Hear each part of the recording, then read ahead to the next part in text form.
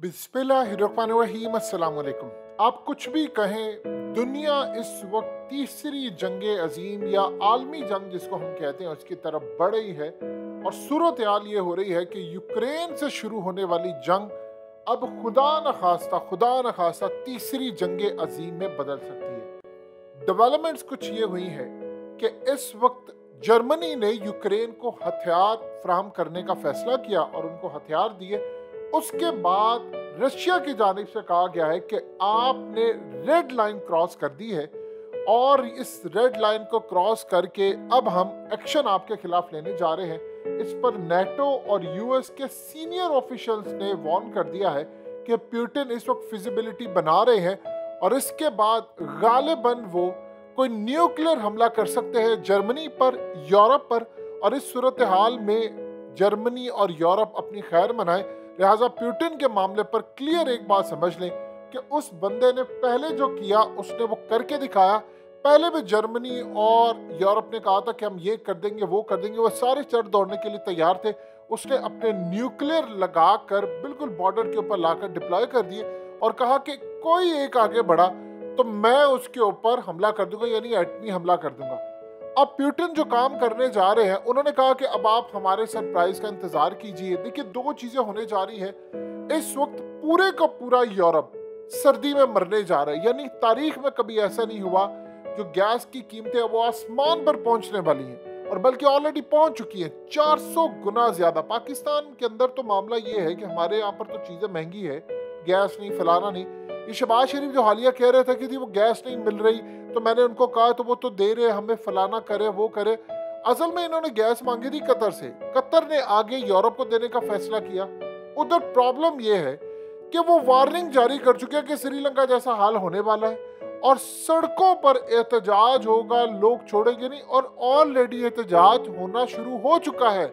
Europe की कई countries में एहतजाज हो रहा है कि जो रशिया पर पाबंदियां लगाई हैं इनको खत्म करें, बल्कि माफी मांग ले उससे और बैठकर मामला तय करें।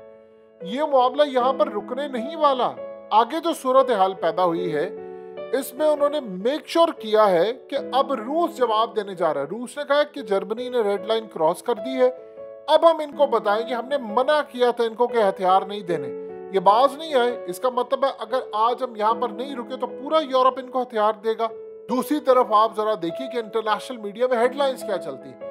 हेडलाइंस ये चल रही है कि चूंकि पुतिन को शिकस्त हुई है यूक्रेन में, लिहाजा वो अब किसी भी वक्त न्यूक्लियर हमला करने जा रहे हैं। यानी आप अंदाजा कीजिए, ये नहीं बता रहे कि जर्मनी ने जो काम कहा है, असल में पुतिन ने देख लिया, उसकी नजरें अवाम की नफ्स पर है और उसका हाथ भी अवाम की नफ्स पर है और यूरोपियन की खास तौर पर। वो देख रहा है कि यूरोप के अंदर अब महंगाई आ रही है, पूरी दुनिया मुतासिर हो रही है, लेकिन यूरोप के अंदर हालात कुछ इस तरह से कि वहां पर एहतजाज शुरू हो गया कि नहीं, आप किसी भी तरह करके इस जंग को खत्म करें, पुतिन से सुलह करें, अपने मामला तय करें, जो भी करना है करें, लेकिन ये चीज बर्दाश्त नहीं की जाएगी कि इस तरह ये तबाही यहाँ पर लाई। अब यूरोप की सूरत हाल ये है कि गैस उनके पास मौजूद नहीं है, इंडस्ट्री उनकी नहीं चली। ये कह रहे हैं जी हम 10 साल तक कोई अल्टरनेट लेंगे।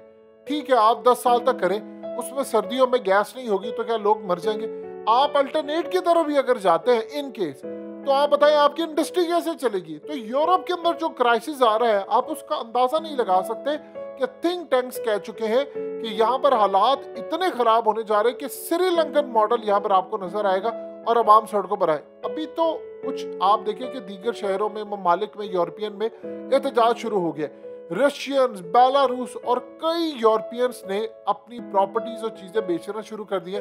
दुबई शिफ्ट हो रहे हैं, कोई दीगर ममालिक जा रहे हैं, लेकिन कहीं ना कहीं वो जाकर कुछ काम करना उन्होंने शुरू कर दिया है। अगर न्यूक्लियर हमला होता है यहाँ पर या यूरोप के अंदर कोई न्यूक्लियर हमला होता है तो एक चीज आप ध्यान में रखिएगा, ये फिर जंग महदूद नहीं रहेगी, ये यहाँ से शुरू होगी। और उन्होंने कहा कि कोई बैलिस्टिक मिसाइल यूज नहीं करेगा पुतिन या कोई और चीज नहीं। अभी तो रूस के सदर एशिया समिट में है, वहां पर उनकी चाइनीज सदर से भी मुलाकात है।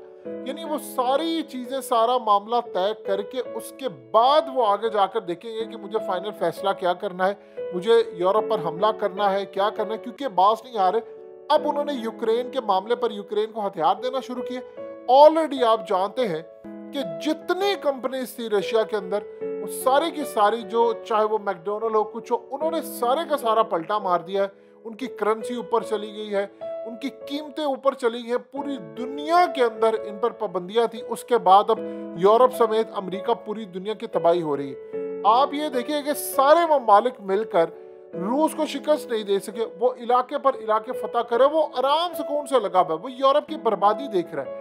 आप ये देखिए कि पुतिन अगर चाहे तो 2-4 बड़े हमले करके यूक्रेन से सारे का सारा खाली कर ले, लेकिन वो आहिस्ता आहिस्ता यूरोप को तबाह कर रहा है। सर्दियां आ रही हैं और सर्दियों के आने के बाद तो आप ये देखिए कि उनको गैस नहीं मिलेगी। इवन के कई यूरोपियन कंपनीज जो हैं वो इश्तिहार बना रही है, वो कह रही है कि तुम्हारे पास गैस नहीं है और गैस हम बंद करने जा रहे हैं, तुम सर्दी में मर जाओगे। यानी पूरी तरह एक पैनिक फैलाया जा रहा है। अब आप ये देखिए, इस पर न्यूक्लियर अगर हमला हो जाता है या कोई ऐसी चीज हो जाती है तो फिर क्या करेंगे। ऑलरेडी पुतिन ने कहा है कि तुम लोगों ने रेड लाइन क्रॉस किया, मैंने कहा था तुम्हें कि ये रेड लाइन क्रॉस ना करना, और ये रेड लाइन है कि तुम यूक्रेन को हथियार दो। देखिए, 2 चीजें हो सकती हैं। अब रूस पूरा ये काम कर सकता है कि उसने एक ही दफा हमला करना है। एक तो सर्दियों में गैस नहीं इनके पास होगी, ये 2-3 महीने में तबाही इनकी शुरू हो जाएगी।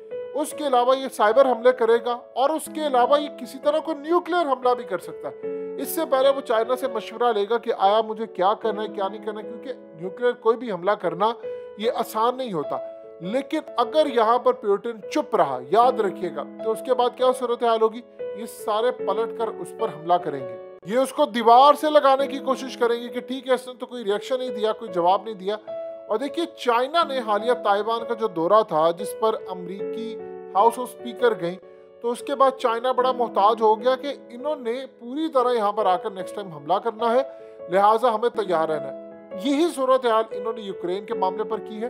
देखिए, दुनिया की जो ताकतें हैं वो पीछे बैठकर जो कंट्रोल करती हैं चीज़ों को, असल में वो पूरी की पूरी कोशिश करी है कि किसी तरह यहाँ पर एक जंग छिड़ जाए, क्योंकि दुनिया के अंदर बड़े मज़ाहिब और बड़ी चीज़ें हैं, कोई पेशन गोई है जो पूरी होनी है। वो इस सेंस में कि पूरी दुनिया के अंदर एक खाना जंगी का माहौल हो, पूरी दुनिया के अंदर हुकूमतें गिरें, कोई वर्ल्ड ऑर्डर नया आए जिसके तहत ये पुराना निज़ाम जाए।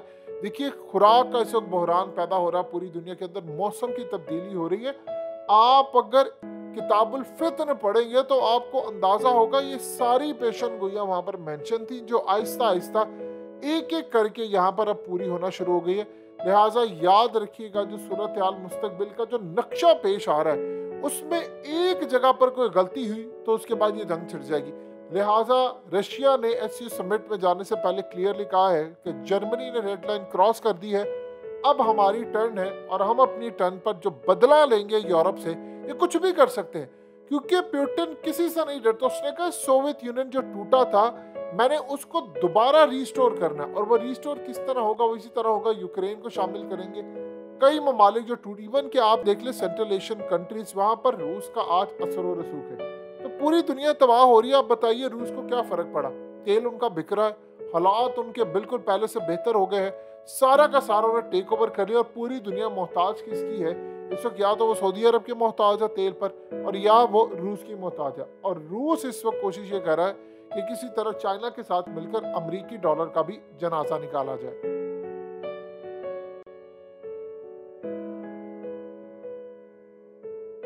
हकीकत टीवी को सब्सक्राइब करना मत भूलें, वीडियो को लाइक करें, शेयर करें और कमेंट सेक्शन में अपनी राय का इजहार ज़रूर करें।